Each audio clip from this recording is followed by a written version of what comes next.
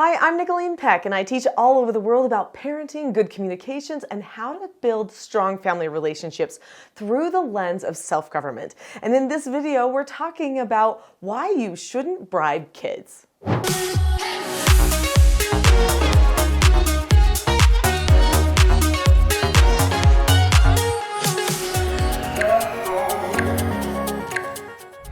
In this video, we're going to be talking about why people bribe and what they hope to get out of it, and some of the surprising lessons that might be taught to you and your children because you're doing bribing, and then what you can do instead of bribing that will be more effective at helping motivate your child.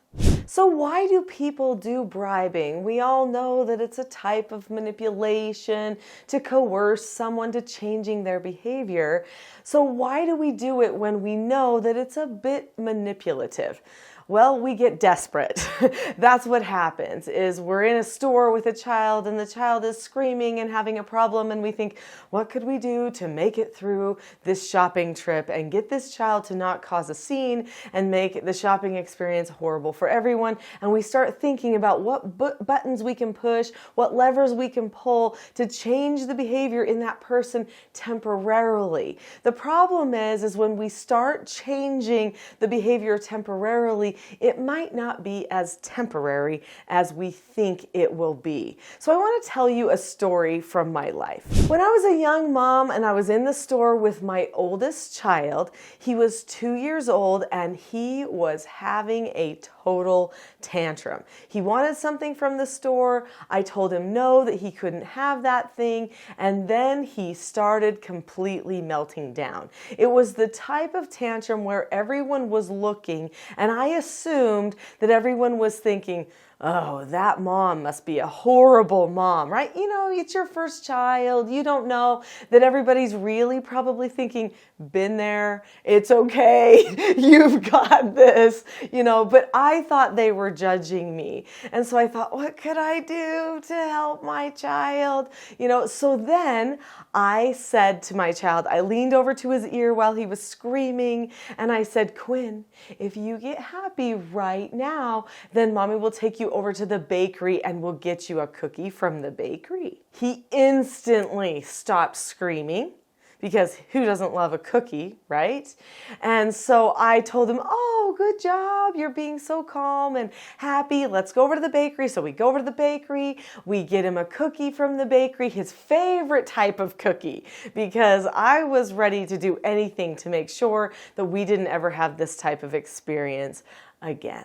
Boy, was I wrong that we would not have this type of experience again. Because the next time we came to that store, my son started having a tantrum as soon as we got into the first aisle of the store.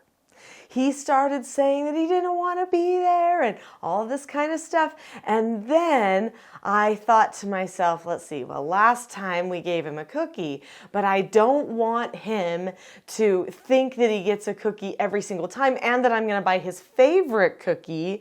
So maybe this time I won't buy his favorite cookie. I'll just get him one of the free sample cookies that they give out from the bakery, because that's when they used to do that.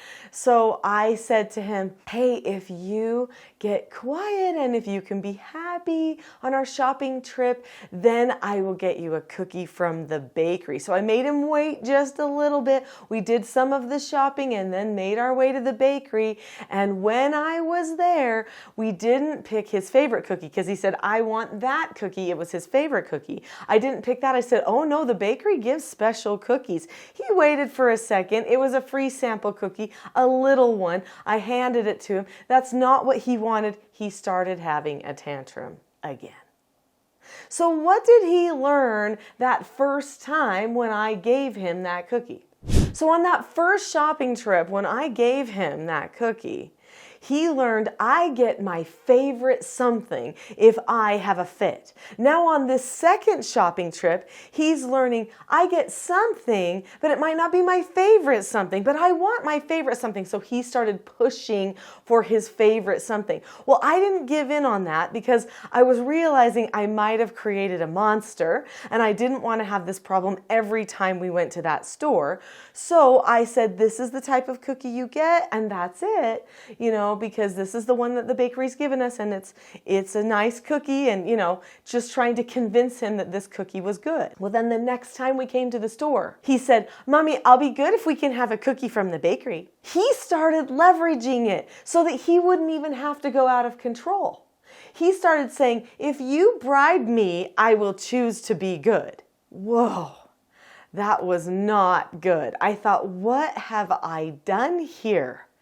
I have made it so that he thinks the only reason to be good and happy and calm in the store is if he gets something out of it as a reward. Now, one person could say, well, but that's teaching cause and effect.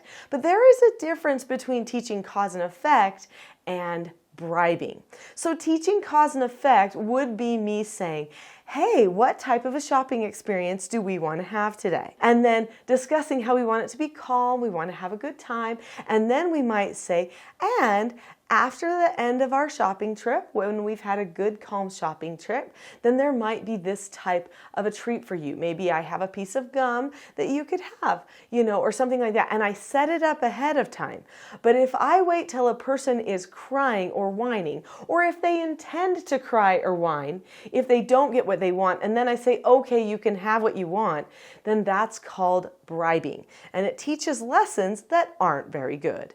So we're going to get into what some of those lessons are for parents and for children, why we don't want to do those, and what we should do instead so that you cannot get trapped in bribing. But before we do, click the subscribe button now. This channel is dedicated to providing great information that you can't find other places about how to teach your child self-government and unify your relationships while doing the parenting that you need to at the same time. So click subscribe now.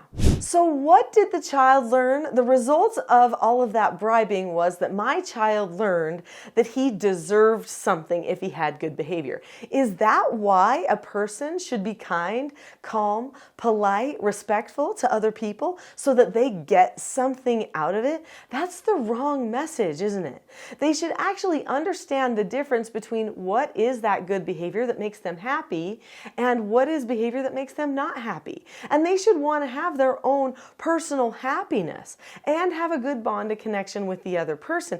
That should be more important than getting something out of another person, because then we get to a place where we're exploiting each other with our emotions. Now, as a parent, I'm also learning that I have to try to find a new button every single time in order to get my child to behave properly, to respect me, and to have a good bond with me. Is that how it should be? Should I be looking for a manipulative button to push? Should I have to get ultra creative every time? Should that be required of my parenting in order to have a good connection or bond with my child? I hope not. If I bribe my children, I'm actually teaching myself and my children that I'm not a valid authority in their lives.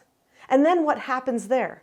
Then that opens the door to more contention for our relationship in everything. Cleaning the room, doing the daily chores, getting the homework done. Whatever it is that's going to be coming down the line, I am saying I don't have the authority. It's really the candy. It's really the video game or the cookie or the whatever it is that has the real authority to change hearts.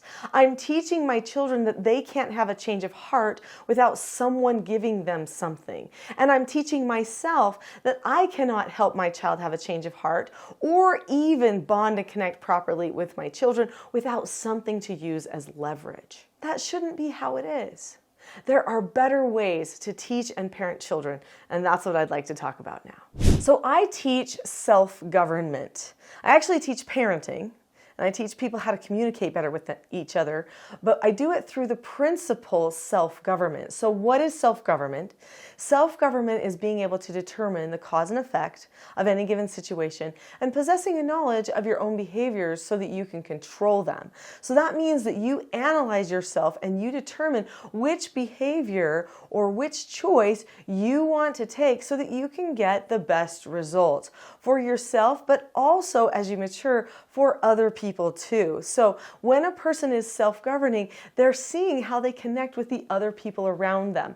They are seeing roles. So this book here, Roles, The Secret to Family, Business, and Social Success, helps parents and children understand through a story of a family what their roles are in the family and how they can better help their roles be in the right place so that they can connect properly instead of having dysfunction. So when people don't have the right roles in the family, and I'm talking parent-child role, if the child starts telling the parent what to do or not listening to the child and undermining the parental authority, which is part of their role, then the family has dysfunction and everyone ends up unhappy.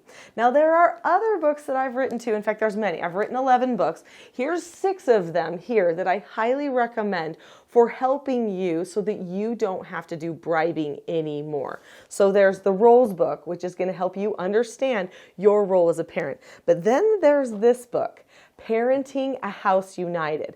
Parenting a House United is a book that goes into my whole parenting program and how you can learn self-government in your parenting so you don't have to get angry, so you can be more calm, and the skills that you need to teach your children so that they can learn cause and effect without having to be manipulated.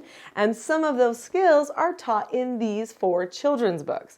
These 4 children's books teach the 4 basic skills to self-government, which are following instructions, accepting no answers and criticism, accepting consequences, and disagreeing appropriately. So let's think about those 4 basic skills for a moment. Which one of those 4 basic skills could help a child in the store when you might be tempted to bribe them? Or could help them when it's time to leave and you've got to get out the door quickly and they're just not moving fast, or they're not getting their chores done? Which of these skills could help? Following instructions is going to be your go-to. Does your child know the 5-step process of following an instruction? Do they know to look at the person, keep a calm face, voice, and body, say okay or ask to disagree appropriately, do the task immediately, and then check back? If they know those 5 steps and they can do them, then they can be successful. And if they know how you will calmly correct it after, if they don't do it, then that will also help them with their cause and effect lessons. But let's think of that 3rd step, say okay or disagree appropriately. The disagree appropriately skill is also going to be very beneficial for children. And I want you to know something. Children can learn this skill younger than you think. My 2-year-olds could disagree appropriately with me. I'm a grandma. I've got a 15-month-old grandbaby who already can do a baby disagree appropriately with her mom. She'll start whining, and then her mom will say, "Clara, we don't talk like that." And then little 15-month-old Clara will go, "Mama," and then her mom will say, "Yes, Clara." And then she'll use her little sign language to tell her what it is that she wants. She's 15 months. She knows what a calm voice is and not, and how to get her mother's attention the appropriate way, and how to be understood. That's the whole key to disagreeing appropriately. It's a 7-step process that a person can learn. And when a child learns how to communicate properly with their parent, they don't need to complain and whine and not get things done, which are the moments when we are most tempted to bribe them. Probably one of the most important things that you could learn as a parent to not bribe your children is how to be in control of yourself, how to have self-government over you. So I have a help for you. It's actually a free gift that I'd like to give you, and it is my Calm Parenting Toolkit. So in the description below this video, there is a link that says teachselfgov.com/toolkit. If you click on that link right now, it will take you to the Teaching Self-Government Calm Parenting Toolkit, which is a beginner course for learning self-government. It's a great starter because it starts with calmness. And without that calmness in place, it's hard to get everything else going. You can solve the problems with your children with calmness, but learn how to alter the thinking within yourself and within them at the same time. So click on the link to that Calm Parenting Toolkit today and start you and your child on the road to calmness so that you will be ready to learn the other skills that I have on the Teaching Self-Government website too.